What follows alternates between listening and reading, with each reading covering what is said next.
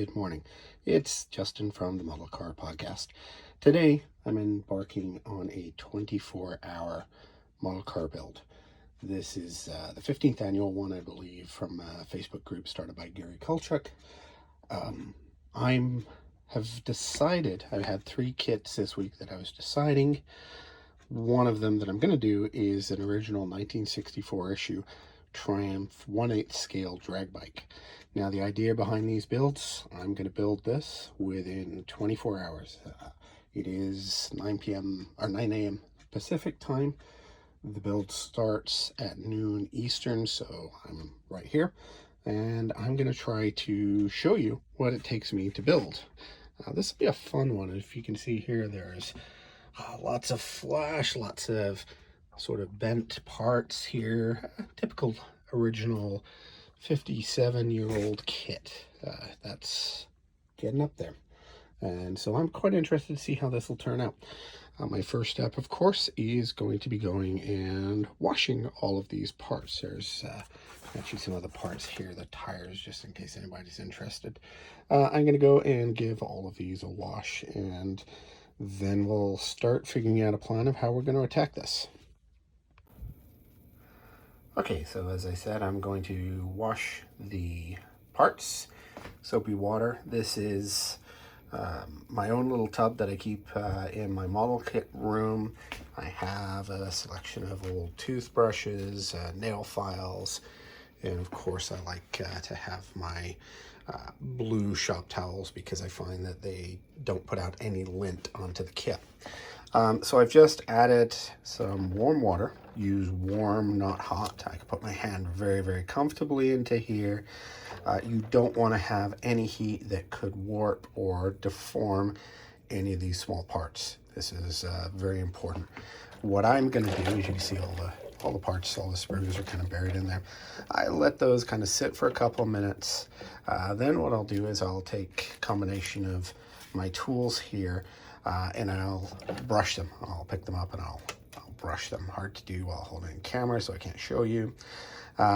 After that, then the tap, which is up here, gets some warm water again flowing on them. I will brush them and wipe them again with one of the other ones. That way I make sure everything's off. I'll place them on here. I'll towel them off. If you don't towel them off, you can get water spots on those. And then everything will go in my little plastic Rubbermaid case here to keep everything together for this project. Okay, so about an hour and a half into the build, I've got my first sub-assembly assembled, drying, ready to paint. I've been using tested as liquid cement. This is a gelled version that I find works really well. It kind of goes on and stays where I want it to go so that I can then clamp everything together. The reason that I clamp these is there was incredible warp. This is 2 pieces of front and back of the frame, or left and right of the frame actually. The pieces curled up here, nothing quite was right. I had to take a little bit of care here. This is actually a rotating part, so I had to make sure I had a decision of whether I wanted to paint this first, paint these parts as a second part and then assemble them, or to build it as a sub-assembly and then paint. There are the forks going on here. There's the handlebars going on the top here. The forks will go on the bottom. So I made the decision to pre-assemble everything, then paint it. And you know, there's going to be some imperfections because I won't be able to get the paint all the way in here. However, I think I'm comfortable with that as the best course of action. I have realized that absolutely every piece that I've touched needs sanding and cleanup, and the seams are horrible. I mean, this is kind of what I expect with a 57-year-old kit, but at the same time, it's a lot of work. You know, I'm nowhere near close to putting any paint on anything, so it'll be a fun build, I think, all the way. Okay, bye. I was feeling a little frustrated. We're 2.5 hours in, and nothing was really happening. I've been sanding and cleaning and sanding and more sanding. It's a lot of cleanup. So I decided just to assemble the wheels. To give you an idea, these things are huge. There's my finger in comparison. They're, you know, a good probably 3 inches tall. So a little bit of progress. I've got there's the valves that will need some black paint when I dig out the paint a little bit later, but at least something to give me some form of. Okay, so 3 hours in, and here's the frame. There is a front support and a rear support that I haven't put on yet.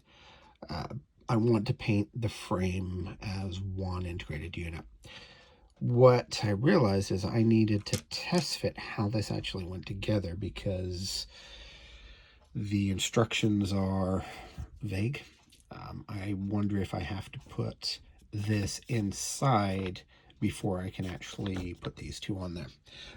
So what I'm actually doing now is building the inside of the engine up. This will definitely need some detail painting. It's all very, very shiny chrome. I think just a nice wash will really bring out those details. Right now it all kinds of blends into one. But you know, first thing, I want to get this painted, so I'm going to build at least the main part of the engine up, so that I can then detail paint it as one unit. Okay, so I've been going for about 3.5 hours so far. I built up the engine so that I could test fit it. Now it does actually fit in here and clips in, but there's enough wiggle room that I believe I can do this once it's all spray painted. Looking at the engine and the cylinder heads, the cylinders, the cylinder head, all the components are very, very tight fitting. I'm having to trim down and sand here to try to get everything to align properly. Alignment on this kit is problematic, let's call it, at best. So it is an interesting and fun time. I miss Tamiya, I guess. So the chrome is very, very bright. Here on the left is the natural chrome out of the kit. This is one of the cylinder heads. I just put a very light wash using Tamiya Smoke. I thinned it with just a little bit of Tamiya thinner, and added a drop of hand soap in there. That way it flows into the crevices just a little bit more. When it dries, this is still fairly fresh, but when it dries, it'll just darken it up and make it look a little less toy-like than some of the chrome that's on the kit. Yeah, still slow progress, but we're hoping for things to move a little bit quicker soon. Okay, it's about 2:30, 3 o'clock. I'm just starting to paint. I'm going to paint some gunmetal metallizer as sort of the main color, and then I've got some other metallizers, exhaust, and some gimbal and stuff like that that I'm going to do for the accent colors on the frame and some of the other parts that need to be metallized. That's my airbrush, which I request John, that it's kicking up. We've got some noise in the background. I've got the dehydrator on to kind of speed up the process, and we'll see how this goes. Okay, it's 3:30 in the afternoon, 6.5 hours after starting this morning, and I just have some of the parts painted. I went with, this is a metallizer, this is the gunmetal. I've got some Tamiya rubber black on the seat, which I think better represents the leather, and this is just a metallizer steel. I think those combinations, you know, there's some marks like this goes under the seat so you won't see it, but it'll be hand painted black anyway, just to double check. First step through, I'll start assembling a little bit of this, and then I'll probably be back down in my paint booth for another batch of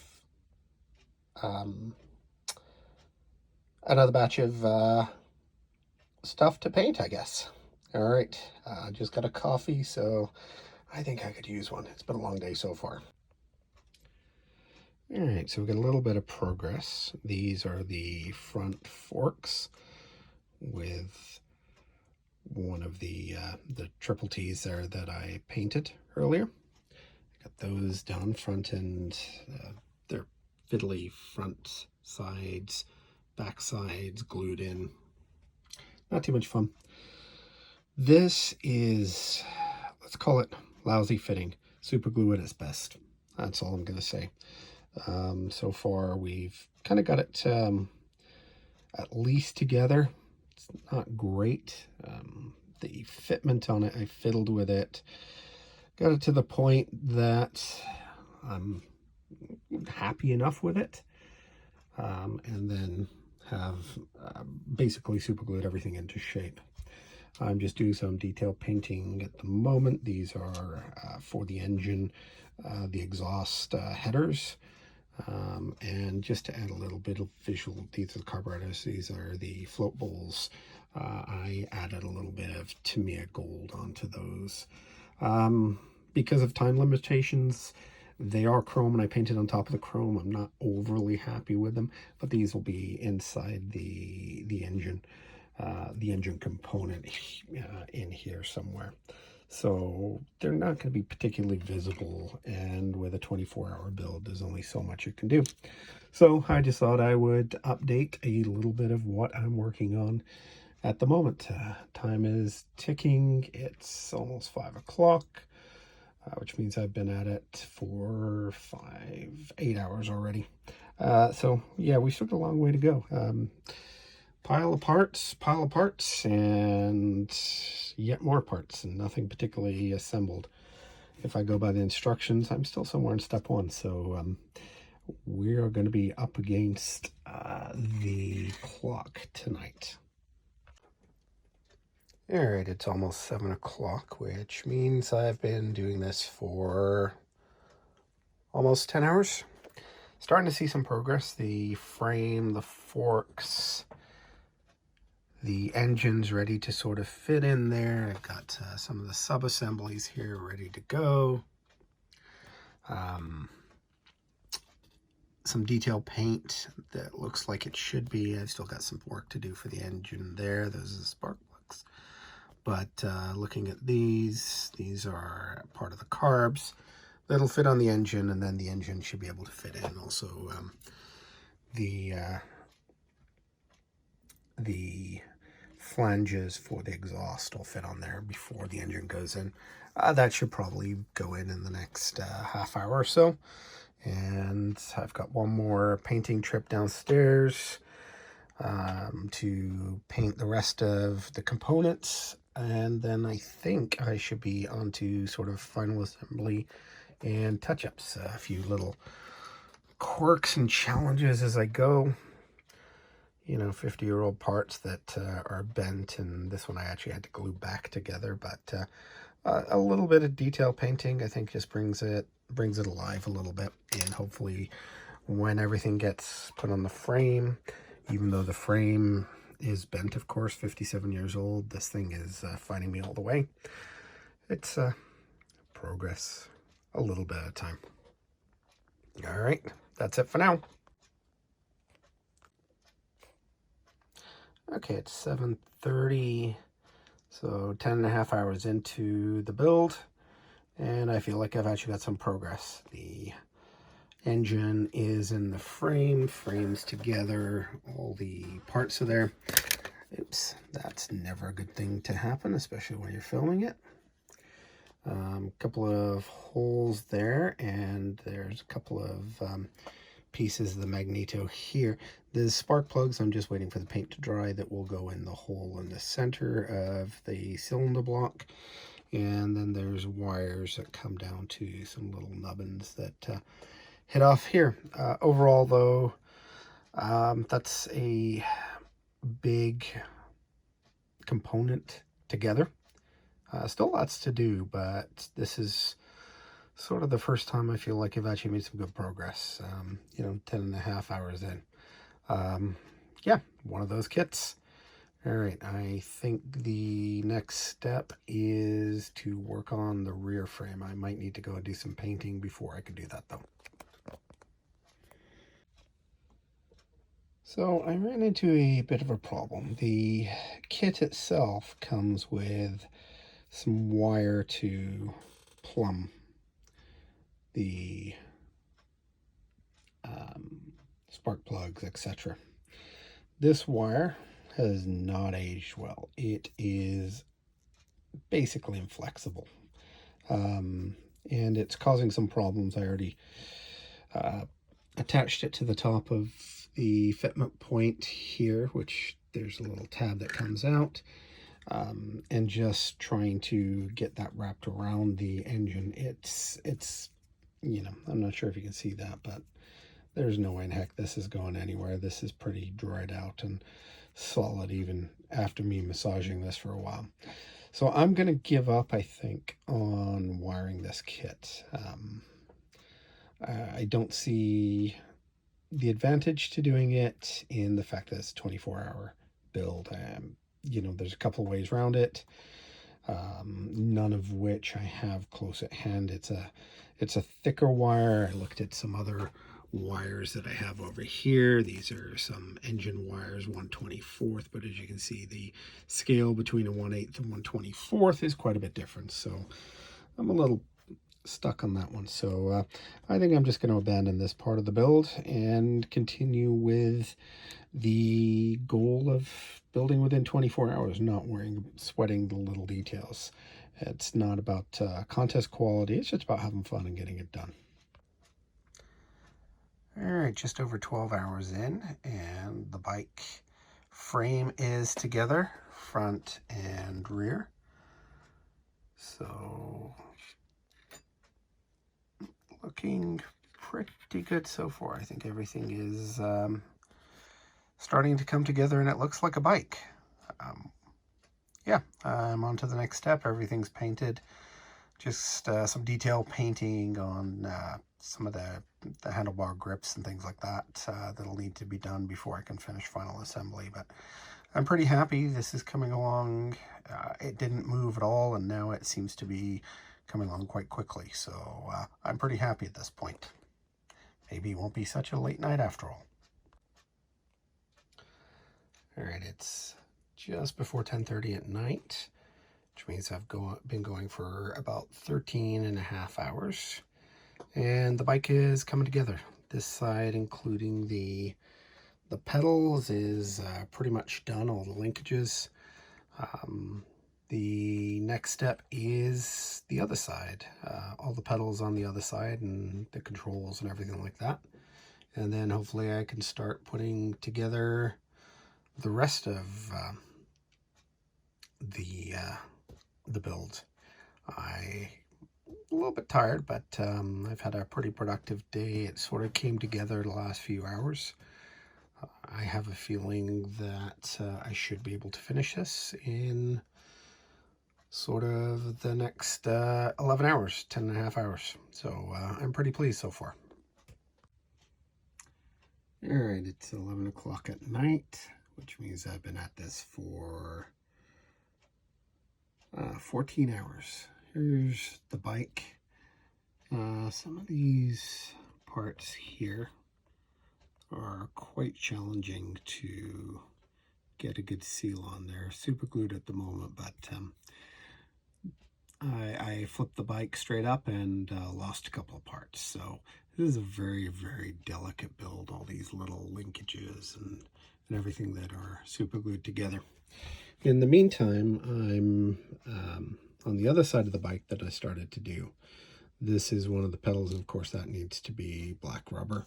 And while I'm doing a little bit of hand painting with Tamiya Flat Black, I'm going to paint the grips also rubber rubberized flat black as well. So that's all part of the next part of the build.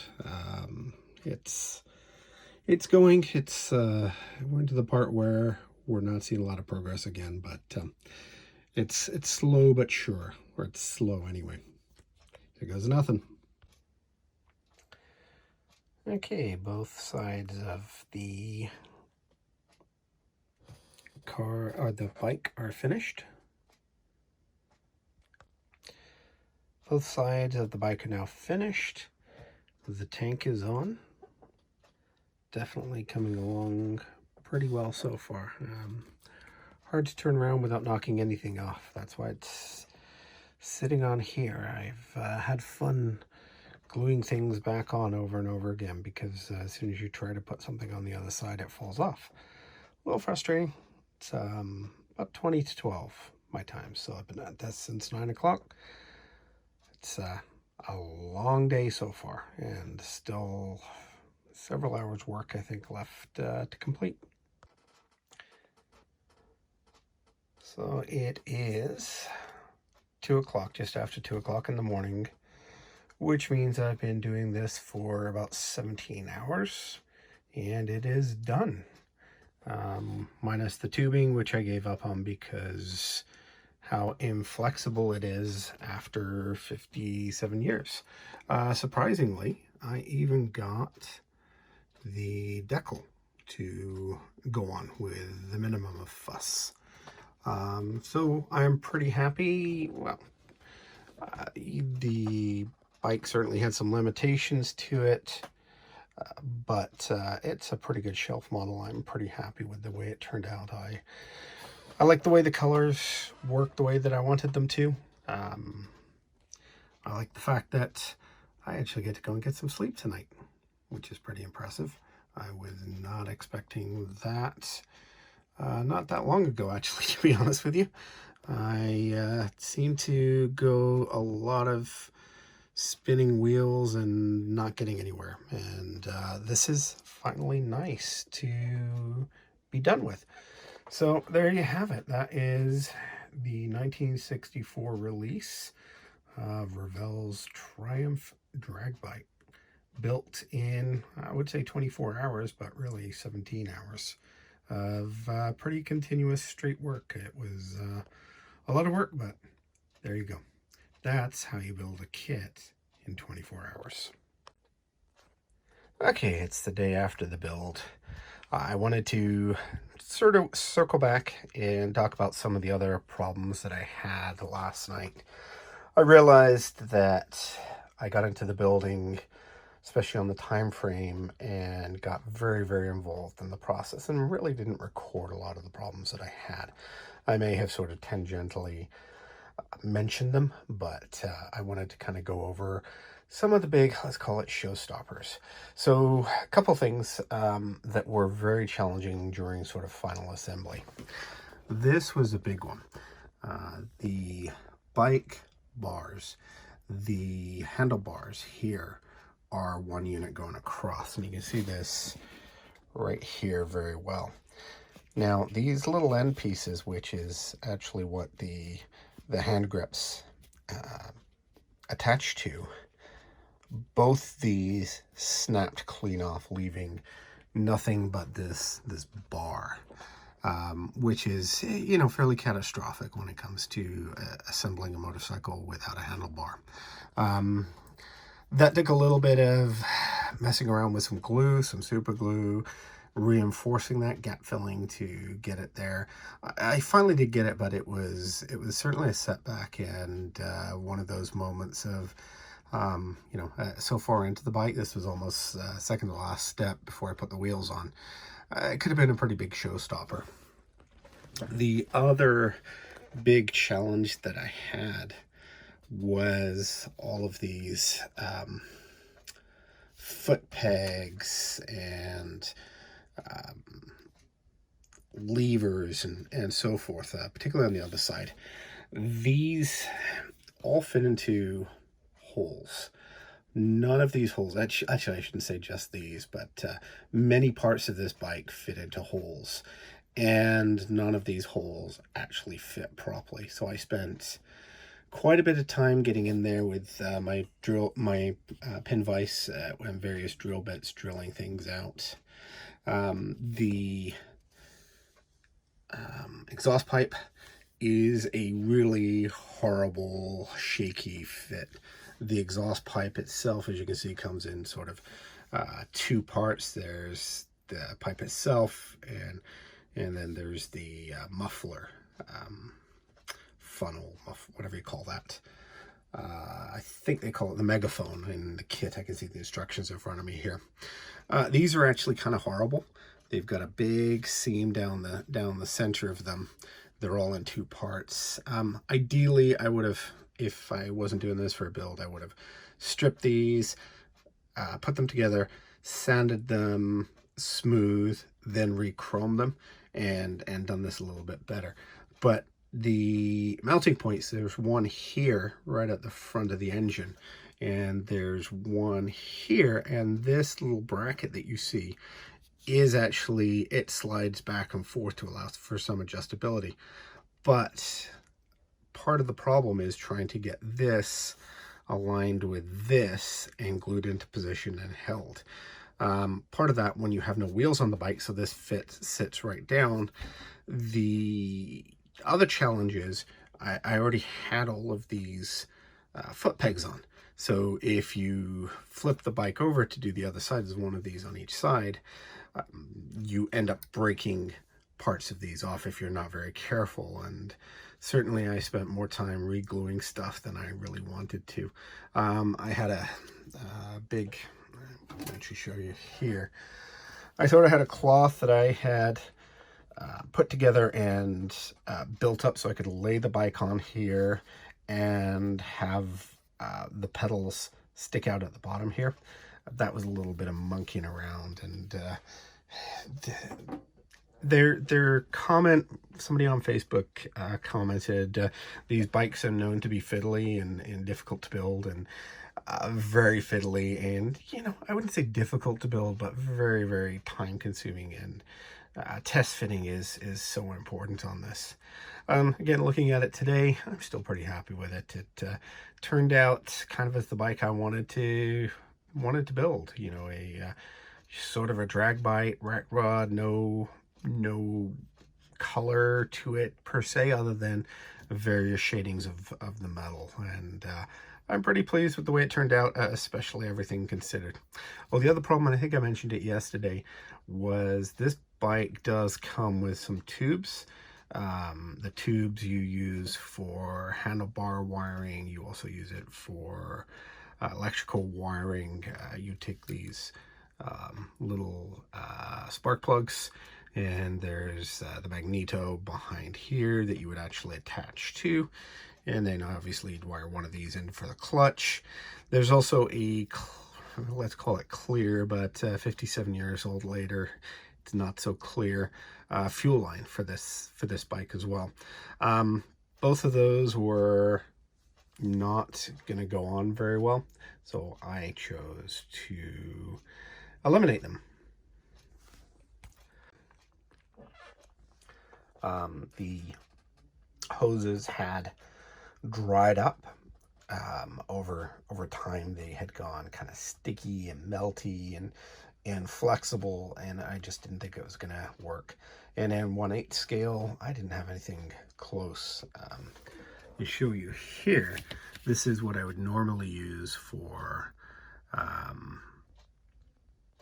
putting on a 24 scale car. This is the rubber pipe. As you can see, it's pretty solid. This is the part I was playing with, and there's no way that's gonna conform nicely, so I skipped that. A little disappointed to have to do that, but again, you know, I wanted to have fun with the build and not worry about this too much. I think that's it for this. You know, I think I just wanted to throw some comments out there on the 24-hour build itself. Now, I've done a few of these. This is the first time doing a bike, and this is the first time doing a vintage kit. I'm not sure I'd recommend those to start with. If you've got to have really, really good time management. This one only took 17 hours, so it actually came together, but there was a point in early afternoon that I was getting a little discouraged. You know, I've been working for 5-6 hours and nothing had really come together. That was all just filling and attaching parts and trying to get parts to line up and dealing with flash and, you know, all those challenges. So this is probably not the best thing. Really comes down to time management. Understand the process of what you're going to do. Have fun with it. You know, if things don't work out, like wiring, just abandon it. You know, it doesn't have to be anything in particular. This bike is not a show quality bike at any stretch.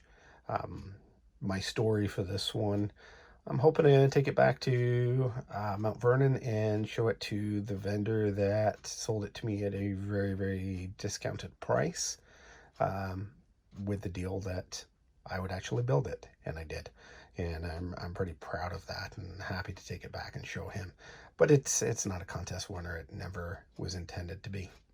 I did enjoy the challenge of figuring out how I'm going to build for 24 hours. I have to thank my very supportive wife, who was making dinners and lunches and looking after me and doing all the housework that needed to be done so that I could sit and work at the model bench for up to 24 hours straight. Really enjoyable process.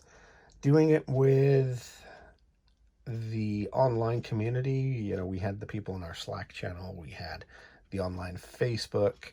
Facebook, I'm just seeing people's first post from yesterday morning, the day after. So the algorithm drives me nuts in Slack. It was great. We had some sort of ongoing conversations in the middle of the night from some of the people that were building. You know, have fun with it. Pick a straightforward kit. I wouldn't necessarily say easy kit. A straightforward kit that you know how to build. Something that you're not going to have to mess around perhaps as much with this one as with all the test fitting and the modifications and all the rest of it. But really, you know, it doesn't matter if you get it done in 24 hours or not. The idea is it's a challenge, it's the fun, and it really is. I've done these. I'm not sure when my first time was. It was in the aughts, probably the mid to late aughts was my first time. I saw Gary Kulchuk post up on Spotlight Hobbies that he was organizing it. I think I may have taken part in the first one very, very remotely because I'm, you know, miles away, and I just like the idea of the challenge. So I've got a few kits that I've done. I really enjoy this process. If you have time or want to challenge, it doesn't even matter if everybody else is building. Just pick a kit, try to build it in a weekend. Have some fun with it. Anyway, this model is going to go onto the shelf. Next time, I think I'll be back to a car. I'm not sure actually which would have been the better choice out of the kits that I built. This one came together and I got to bed at a reasonable time, so I'm pretty happy. But you know, that Mustang and the BMW are both on my let's build them very soon list of kits. So anyway, that is how you build a motorcycle in 24 hours or less. Hope you enjoyed, and please leave a comment, subscribe to the channel, and let me know. I'm more of a podcaster. Listen to our podcast, modelcar.show, so you can hear us talk about some of the fun we have with building. And you know, let me know if video content works for you guys. I can do more of that when I'm going, if it is of interest. All right, thanks.